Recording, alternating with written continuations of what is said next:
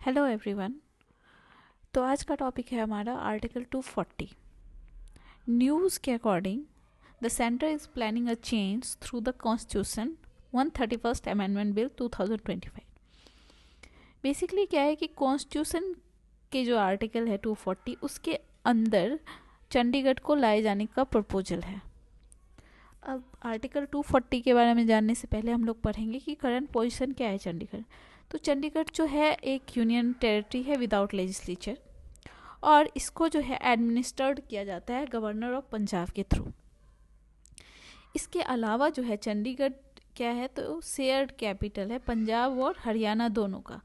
तो इसके जो कुछ लॉज है वो पंजाब के होते हैं और कुछ जो हरियाणा के लॉज अप्लाई होते हैं चंडीगढ़ पे। अब बात करते हैं आर्टिकल 240 क्या है। तो बेसिकली आर्टिकल 240 जो है प्रेसिडेंट ऑफ इंडिया को पावर देता है कि वो कुछ सर्टेन यूटीज़ जो हैं उसमें लॉ बना सकते हैं।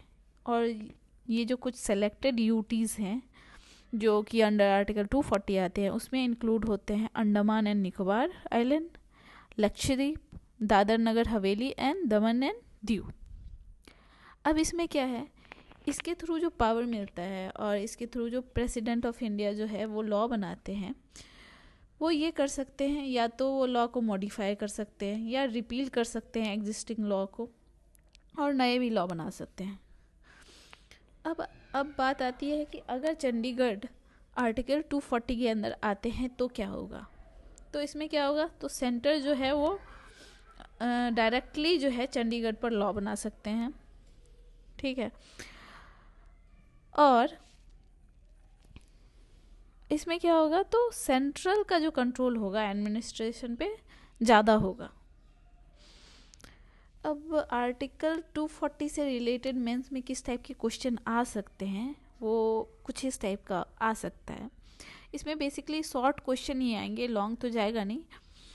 जैसे कि चंडीगढ़, जैसे कि हम लोग जानते हैं Chandigarh has a special status as a union territory and the shared capital of Punjab and Haryana. अब क्या है कि अगर इनको आर्टिकल 240 के अंदर लाते हैं तो ये इसके आने के बाद क्या इफेक्ट करेगा सेंटर और स्टेट के रिलेशन पे। अब इसमें तो एक तो पहले हम लोग बता देंगे कि न्यूज़ में क्या आया कि 131st अमेंडमेंट बिल के थ्रू चंडीगढ़ को आर्टिकल 240 के अंदर लाए जाने का प्रपोजल चल रहा है।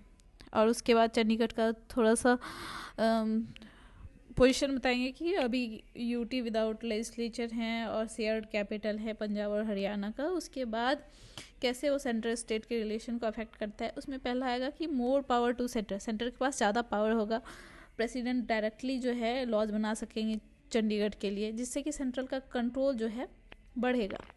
और इसमें क्या होगा, रिड्यूस करेगा रोल ऑफ स्टेट का, यानी पंजाब और हरियाणा जो है का जो अभी इन्फ्लुएंस ज़्यादा है वो कम हो जाएगा।